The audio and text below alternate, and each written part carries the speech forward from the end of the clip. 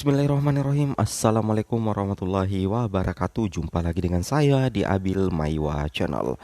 Teman-teman, channel ini merupakan channel pendidikan tempat kita berbagi tentang aplikasi pendidikan, Microsoft Office, serta tips dan triks komputer.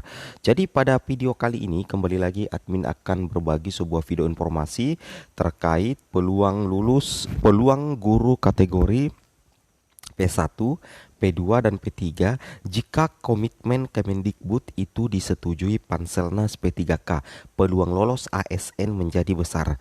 Jadi seperti ini teman-teman ya, tentunya banyak teman-teman guru honorer yang sebenarnya itu lulus passing grade tapi tidak mendapatkan formasi. Dan ada beberapa kategori teman-teman ya, mulai dari P1, kemudian ada P2 dan ada P3. Ketiga kategori ini tentunya dikatakan lulus passing grade tetapi tidak mendapatkan formasi di seleksi P3K tahap 1-2. Seperti itu ya. Nah, di sini dikatakan jika komitmen Kemendikbud disetujui Panselnas P3K, maka peluang lolos ASN menjadi besar. Nah, seperti itu ya, kira-kira bagaimana beritanya ya. Kita langsung saja ke informasinya.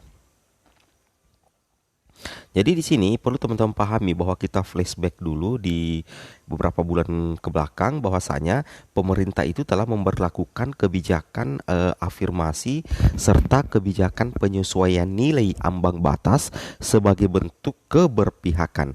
Jadi kita ketahui bersama teman-teman ya, bahwasanya tim Panselnas dalam hal ini Kemendikbudristek, kemudian ada Kemenpan RB dan BKN itu sudah 2 kali ya memberikan kebijakan ya di sini. Yang pertama adalah memberikan kebijakan afirmasi, kemudian setelah ada kebijakan afirmasi ditambah lagi dengan kebijakan penyesuaian nilai ambang batas. Nah, ada kebijakan afirmasi dan ada kebijakan penyesuaian nilai ambang batas. Yang mana untuk kebijakan afirmasi itu terdiri dari 4. Yang pertama, kebijakan afirmasi untuk sertifikat pendidik itu sebesar 100% dari nilai maksimal kompetensi teknis. Kemudian afirmasi usia di atas 35 tahun atau 15% dari nilai maksimal kompetensi teknis. Kemudian kebijakan afirmasi untuk penyandang disabilitas itu 10% dari nilai maksimal kompetensi teknis. Kemudian kebijakan afirmasi guru THK 2 10% dari nilai maksimal kompetensi teknis. Nah, setelah adanya kebijakan afirmasi ini, setelah tahap 1 selesai, maka pemerintah langsung memberikan lagi kebijakan penyesuaian nilai ambang batas. Nah, ketika pemerintah memberikan kebijakan penyesuaian nilai ambang batas, disinilah posisinya banyak sekali guru honorer yang berhasil lolos passing grade. Berhasil lolos passing grade dan ada sebagian yang berhasil menempati atau mengisi formasi, tetapi ada juga sebagian besar yang lolos passing grade tetapi tidak menempati pos formasi karena kalah bersaing. Dengan adanya kebijakan penyesuaian nilai ambang batas ini, ada banyak guru honorer yang berhasil lolos passing grade ya. Meskipun ada juga sebagian besar yang lolos passing grade murni teman-teman ya, ada juga sebagian besar seperti itu.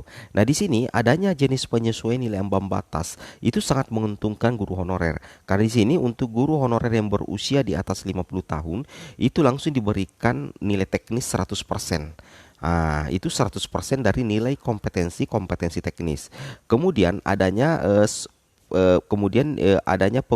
penambahan nilai lagi 10% dari nilai maksimal untuk manajerial, sosiokultural, dan wawancara. Ini diberikan kepada guru honorer yang berusia 50 tahun ke atas. Nah, kemudian kebijakan penyesuaian nilai ambang batas itu juga berlaku untuk semua peserta teman-teman ya. Untuk semua peserta itu adanya penambahan 10% dari nilai maksimal kompetensi teknis atau pengurangan 50 poin. Nah, ini masuk ke dalam kategori P3 dan P2. Nah, kategori P2 dan P3 ini sesuai dengan Kemenpan RB nomor 1169. Sedangkan kebijakan afirmasi ini sesuai dengan Kemenpan RB nomor 1127. Seperti itu teman-teman ya. Nah, dengan adanya kebijakan penyesuaian nilai ambang batas, kita tidak bisa pungkiri banyak sekali rekan-rekan guru honorer yang berhasil melewati nilai ambang batas. Seperti itu ya. Nah, ini memang salah satu program keberpihakan ya, bentuk keberpihakan nyata Kemendikbudristek kepada peserta P3K, baik itu guru swasta ataupun guru honorer negeri, dengan adanya kebijakan afirmasi dan tentunya kebijakan penyesuaian nilai ambang batas. Baik, kita langsung lanjut saja. Nah, di sini teman-teman bisa cek sendiri bahwasanya setelah tes tahap ketiga nantinya itu ada kategori ya. Yang pertama ada dua kategori antara lulus dengan tidak lulus. Nantinya setelah tes tahap ketiga ya. Nah, kalau misalkan teman-teman lulus, maka teman-teman bisa saja menempati formasi. Dan apabila teman-teman tidak lulus, berarti teman-teman tidak menempati formasi. Nah, setelah itu teman-teman lolos passing grade tetapi tidak menempati formasi, maka teman-teman berpeluang lolos itu melalui tahap optimalisasi formasi. Nah, ketika teman-teman lolos di tahap optimalisasi formasi, mengisi formasi, maka teman-teman itu akan melakukan pemberkasan, kemudian pengajuan usul NIP P3K, dan yang berikut terakhir adalah penetapan NIP P3K, penetapan SK P3K guru. Seperti itu teman-teman ya alurnya. Nah, perlu teman-teman pahami bahwasanya perjuangan Kemendikbud itu adalah bagaimana agar teman-teman guru honorer yang sudah lolos passing grade itu tidak dites lagi ya. Di mana posisinya tidak dites lagi? Posisinya ya itu di tes tahap ketiga dan ya di tes tahap ketiga. Misalkan teman-teman sudah lolos passing grade, nantinya teman-teman itu hanya melalui optimalisasi formasi saja. Melalui optimalisasi formasi, kalau misalkan teman-teman bisa mengisi formasi di tahap optimalisasi formasi, maka teman-teman jadi ASN. Namun ketika teman-teman tidak bisa mengisi optimalisasi formasi atau masih kalah bersaing di optimalisasi, maka teman-teman itu eh, akan mengisi formasi nantinya di tahun 2022. Tentunya seperti itu ya. Kemana lagi kita harus mengisi formasi kalau sudah tidak dites lagi? Itu yang jadi pertanyaan. Seperti itu ya. Kemungkinan mengisi formasi di tahun 2022 seperti itu. Baik, kita lanjut lagi. Nah,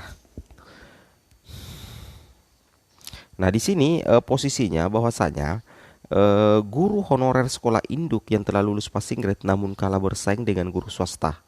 Nah, di sini Kemendikbud mendorong terbitnya Permenpan RB baru agar guru yang telah lulus passing grade itu mendapatkan formasi tanpa ujian kembali. Nah, berarti kalau ini memang ya usaha dari Kemendikbudristek itu adalah mendorong terbitnya Permenpan RB yang baru agar teman-teman yang telah lulus passing grade itu bisa mendapatkan formasi tanpa ujian kembali. Berarti bisa saja di tahap optimalisasi lanjut ke formasi tahun 2022 bagi teman-teman yang lolos passing grade, tapi dengan catatan ada Permenpan RB yang baru dan disetujui oleh Panselnas, seperti itu teman-teman ya. Nah, seperti itu. Jadi kalau disetujui ya luar biasa teman-teman ya. Nah, di sini kita bisa lihat sendiri bahwasanya bentuk keberpihakan Kemendikbudristek itu adalah berjuang di Panselnas agar guru yang lulus passing grade seleksi P3K tetapi tidak punya formasi itu tidak dites lagi. Nah, kalau misalkan ini disetujui oleh Panselnas, nah teman-teman ya, catat kalau kalau poin pertama ini disetujui oleh Panselnas, maka secara otomatis semua guru honorer yang lulus passing grade seleksi P3K itu tidak dites lagi. Jadi sisa dicarikan formasi. Seperti itu ya. Kalau memang disetujui oleh Panselnas. Seperti itu. Baik, kita lanjut lagi. Kemudian di sini adalah yang kedua, memaksimalkan afirmasi bagi guru honorer negeri di sekolah induknya sehingga mendapatkan kesempatan terbesar. Nah, mungkin untuk poin kedua ini akan berlaku nantinya di formasi guru tahun 2022, yaitu memaksimalkan afirmasi bagi guru honorer negeri di sekolah induknya sehingga mendapatkan kesempatan terbesar. Nah, seperti itu ya. Mungkin ini berlaku di tahun 2022. Seperti itu. Kemudian kita lanjut lagi di sini teman-teman ya. Nah, yang ketiga itu adalah hampir 300.000 guru honorer dengan swasta kesejahteraan terjamin karena mereka sudah menjadi P3K. Ini berlaku bagi teman-teman guru honorer yang lolos P3K, seperti itu ya. Nah, bagi yang lolos P1, P2 dan P3, di sini posisinya, di sini keuntungan teman-teman ya bagi teman-teman yang lolos P1, P2 dan P3. Nah, seperti itu ya. Kemendikbud ini sudah berjuang ya bagi teman-teman yang lulus passing grade tetapi tidak punya formasi. Jika disetujui oleh Panselnas, maka teman-teman tidak perlu tes lagi. Sisa nantinya dicarikan formasi ya yang cocok dengan ijazah dan serdik teman-teman. Seperti itu ya. Baik, mungkin cukup sampai di sini videonya teman-teman ya. Semoga bermanfaat. Assalamualaikum warahmatullahi wabarakatuh.